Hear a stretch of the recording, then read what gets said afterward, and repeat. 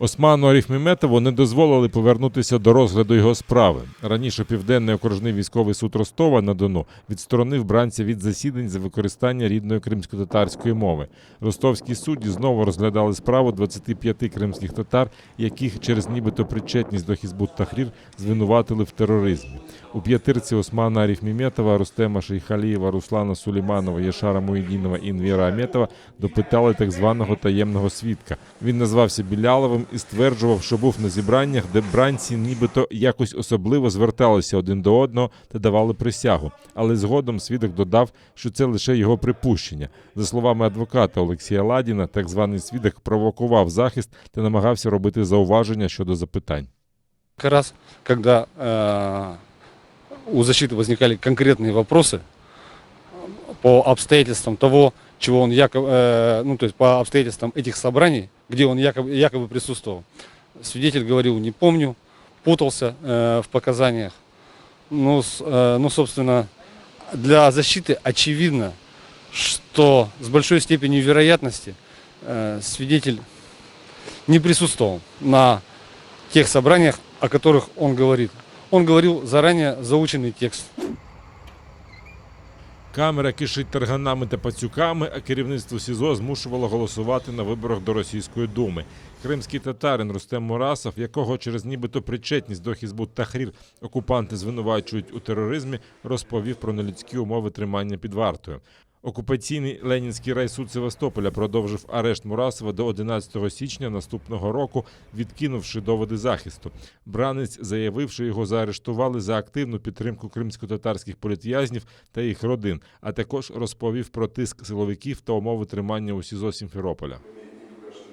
Это сырость, это грибок, это крысы, мыши, тараканы, то есть вся эта живность, да, сырость, при которой не сохнет одежда. Он сказал, что баня, которая положена раз в неделю, то есть реализуется, его не выводят в баню, и сокамерников, кто с ним находится, это еще 3 человека, они уже более 20 дней не выводятся на банные эти процедуры, которые положены в следственном изоляторе. И также сказал о том, что на него оказывали определенное давление в связи с выборами, заставляли выйти на выборы, проголосовать, угрожали, можно сказать, тем, что ухудшат еще и так невыносимые условия содержания, еще более ухудшат, если они не проголосуют. Конечно же, они дали понять, то есть Мурасов и остальные наши политзаключенные, что голосовать они не собираются. 51-річного Рустема Мурасова окупанти затримали в серпні в селі Айланма, Поворотне Бахчисарайського району. Його, а також Завура Абдулаєва, Рустема Таїрова, Раїфа Фівзієва та Джебара Бекірова через нібито причетність до Хізбут-Тахрір звинуватили у тероризмі. Допомогти дітям кримських бранців. Заступник голови Меджлісу нардеп Ахтем Чийгоз закликав народних депутатів приєднатися до благодійної акції «Рука допомоги», започатковану для збору коштів для дітей, чиїх батьків окупанти кинули за грати, безпідставно звинувативши у тероризмі. Для зборів відкрито 2 рахунки, куди кожен охочий може пожертвувати посильну суму. Акція триватиме до 10 жовтня. Організатори Крим Айлісі, кримська родина, та Меджліс кримсько-татарського народу розраховують зібрати суму, якої б вистачило для того, щоб кожна неповнолітня дитина отримала не менше 1000 гривень. А таких дітей, позбавлених російськими окупантами батьківської опіки, на півострові вже 197. За даними організаторів, на 1 жовтня вдалося зібрати майже 141 тисячу гривень. Зараз по всій Україні йде така акція підтримки дітей наших політв'язнів. І це не тільки мова про гроші, це бути солідарними в цій боротьбі. Я вас також закликаю залучитись до цієї акції. Зеленський увів у дію рішення Ради нацбезпеки і оборони про введення санкцій за проведення виборів до Держдуми Росії на окупованих територіях України. У санкційному списку, зокрема, опинилися 33 кандидати в депутати Російської Держдуми. Серед них тимчасово непрацюючий мешканець окупованої Алушти Еміль Арпатли, колишня журналістка Оксана Лобода та колишній депутат Верховної Ради Криму Сергій Шувайніков. У санкційному списку також 54 члени так званих виборчих комісій в ОРДЛО та Криму. На цих людей наклали повний пакет обмежень – від заборони в'їзду до блокування всіх активів. Санкції діятимуть безстроково. Український воїн зазнав вогнепальних уламкових поранень під обстрілом російських окупантів. Зараз боєць під наглядом медиків у задовільному стані, повідомили у штабі Об'єднаних сил. Ворог гатив з мінометів по оборонцях Кримського на Луганщині, а поблизу Трьохізбенки, Новотошківського та Красногорівки застосували гранатомети, кулемети та іншу зброю. Українські захисники вгамували ворожу активність вогнем у відповідь. Станом на 11 годину ранку 6 жовтня з боку російсько-окупаційних військ зафіксовано одне порушення режиму припинення вогню. Поблизу Нью-Йорка ворог відкривав вогонь зі станкових протитанкових гранатометів.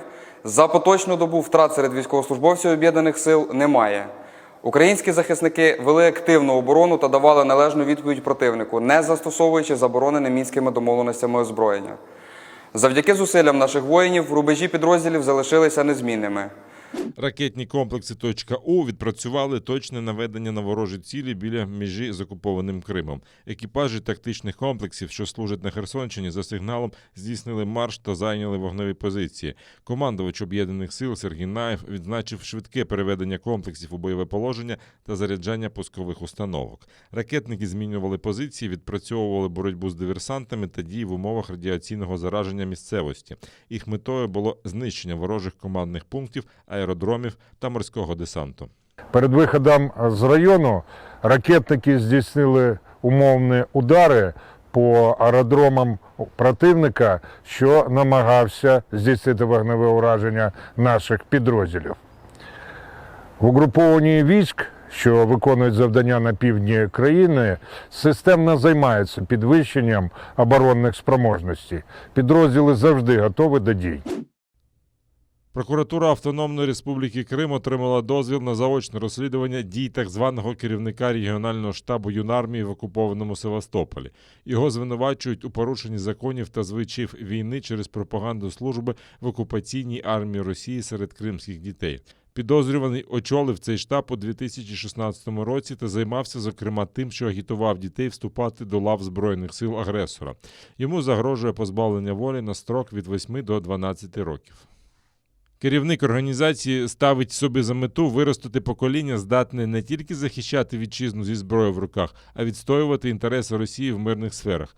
Разом з тим, підозрюваний неодноразово здійснював виступи в засобах масової інформації задля популяризації руху та пропаганди участі дітей в ній. Своїми діями керівник штабу порушив закони та звичаї війни, оскільки пропаганда, спрямована на забезпечення добровільного вступу в армію цивільного населення, заборонена Конвенцією про захист цивільного населення під час війни. За місяць окупанти в Криму відкрили 9 нових кримінальних справ за ухилення від призову в армію Росії. Про це повідомляє Кримська правозахисна група. Усього на кінець вересня правозахисники зафіксували 267 кримінальних справ за ухилення від служби у Збройних силах країни-агресорки. Новий ковідний рекорд. В Україні вже майже 2,5 мільйонів випадків COVID-19. За добу захворіли 12 662 людини. Такої кількості хворих не було з квітня. Госпіталізовано за добу майже 4 тисячі осіб, що удвічі більше, ніж напередодні. Летальних випадків – 320. За даними Міністерства охорони здоров'я, 11 областей відповідають показникам помаранчевої зони. Це Вінницька, Дніпропетровська, Донецька, Житомирська, Запорізька, Рівненська, Сумська, Харківська, Херсонська, Хмельницька, Чернівецька області. За словами прем'єр-міністра України, найближчими днями декілька областей України можуть потрапити до червоної зони. Але Денис Шмигаль не уточнив, про які регіони йдеться. В Україні триває 4-та хвиля.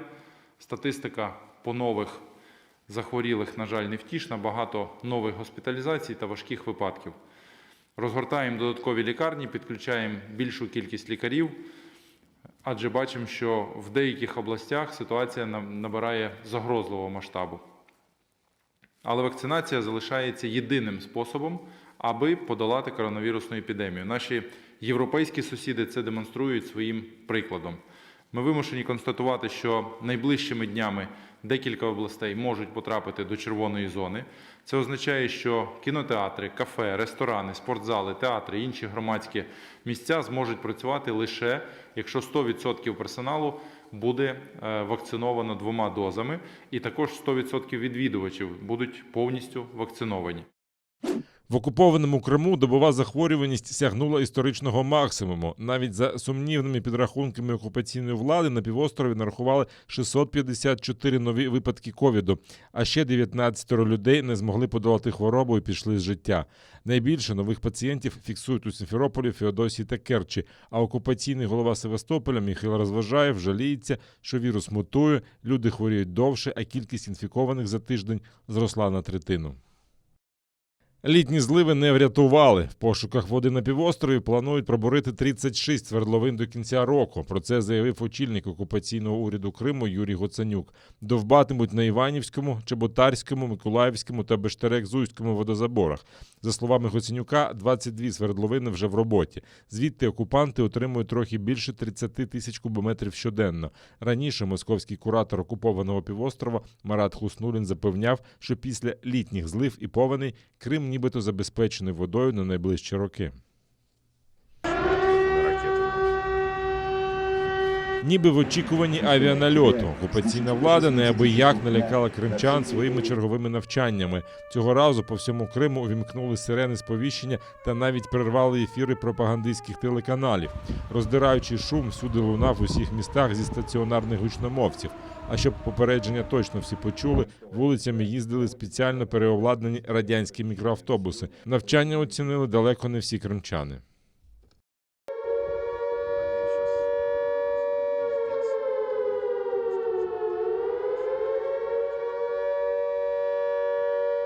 Пташинний грип чи токсичне отруєння. Окупаційна влада розглядає декілька причин масової загибелі птахів на Сиваші. Минулого тижня неподалік від води нарахували тисячі раптово померлих пернатих. Найбільше – чорношиїх поганок. За словами науковців, симптоми, які вони спостерігали у ще живих птахів, свідчать про ураження центральної нервової системи. Пташки тупцюють на одному місці, смикають головою, а тоді втрачають орієнтацію в просторі і падають замертво. При цьому такі симптоми поки фіксують лише на Кримському узбережжі Сіваша. На Херсонщині масової загибелі птахів не спостерігається. Але регіон моніторить Держпродспоживслужба України. А на озері Ковш в Саках померли всі лебеді. Місцеві жителі повідомляють, що до водойми неможливо наблизитись через нестерпний сморід. Причина масової загибелі птахів також невідома. Зовнішню стратегію Євросоюзу обговорили на неформальному саміті в Словенії. У замку Брдо зібралося 27 лідерів Європейського блоку. Учасники зустрічі вважають, що важливо зменшити залежність Євросоюзу від інших країн в економіці і обороні. Зокрема, вони обговорили, як стати вільнішими від США. Потреба в цьому виникла після того, як, ігноруючи критику від ЄС, Вашингтон поспішно вивів війська з Афганістану. Ще одним поштовхом стало формування оборонного альянсу, до якого увійшли Велика Британія, США та Австралія. Водночас Канберра зненацька розірвала угоду з Парижем на постачання атомних підводних човнів на суму 56 мільярдів євро. Обговорили і стратегію відносин із Китаєм. На цю тему заговорили вперше з березня, коли Євросоюз наклав на Пекін санкції за порушення прав людини.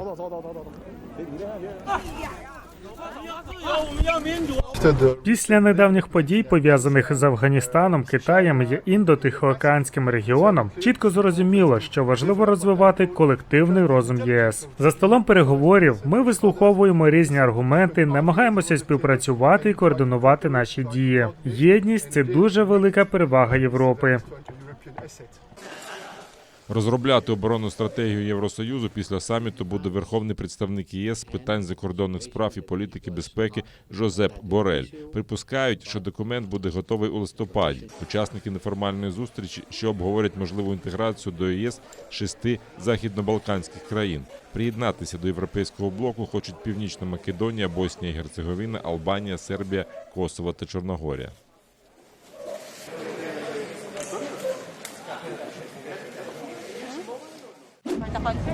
Ще недавно це була пустеля. Тепер тут ходить метро, а павільйони з футуристичним дизайном розкинулися на площі 440 гектарів. У Дубаї розпочала роботу всесвітня виставка, яку через пандемію відклали на рік. Участь бере понад 190 країн. Об'єднані Арабські Емірати хочуть показати світу свою привабливість, особливо для ведення бізнесу. Для мене найдивовижніше те, що можна створити таке серед пустелі. Коли приїжджаєш, то взагалі не очікуєш таке побачити. You see something like that, what you see. Над павільйоном Італії натягнуто 70 кілометрів мотузки, зробленої з 2 мільйонів пластикових пляшок. Однак головна його краса – тривимірна копія створеної Мікеланджело статуї Давида. Її зробили з мармурового пилу, але побачити обличчя гіганта, який заввишки більше як 5 метрів, вийде не зразу. Для цього відвідувачі мають зійти на спеціальну платформу. А все тому, що публічно демонструвати наготу в ОАЄ заборонено, навіть якщо це творіння великого майстра. У павільйоні США можна побачити копію ракети SpaceX Falcon 9, а якщо стати на рухому стрічку, можна ліпше вивчити інші американські винаходи. Однак незрозуміло, скільки відвідувачів зможе привабити Дубай і наскільки виставка простимулює його економіку. Щоб потрапити до павільйонів, треба показати негативний результат ПЛР-тесту або підтвердити вакцинацію проти коронавірусу. Це перша на Близькому Сході всесвітня виставка. На неї пішло 8 років приготувань і мільярди доларів витрат.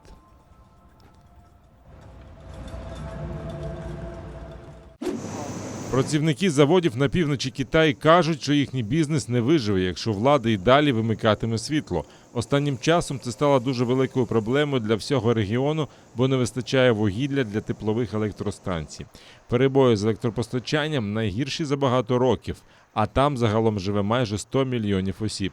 Гаолай має громадську пральню в Шеньяні, столиці провінції Ляонін. Каже, що дуже збиткує, бо доводиться орендувати дизельний генератор. Утрати, безумовно, є. Я орендую генератор. Насправді це нам по силі, та якщо це триватиме довго, то витрати будуть надто великими. Ми не виживемо. Лянь Юнь керує металообробним заводом. Каже, що якщо світло вимикатимуть часто, то його підприємство не зможе випускати продукцію. З минулого тижня понад 100 компаній, що виробляють електронні компоненти чи добувають золото, повідомили про затримки з постачанням через вимикання світла. Перебої з електроенергією виникли, бо почало дорожчати вугілля. А вугільний ТЕС виробляють 2/3 всієї електрики Китаю. До того ж стали менше постачати сировину, а попит на неї в промисловому секторі збільшується. Приєднуйтесь до сім'ї АТР та підпишіться на сайт нашого телеканалу. Для цього наберіть в браузері atr.ua, натисніть на кнопку «Вступити в сім'ю АТР», виберіть суму і натисніть кнопку «Підтримати АТР». Після цього заповніть дані своєї картки та електронної пошти. Оберіть регулярність платежу, погодьтеся з умовами програми та натисніть кнопку «Оплатити».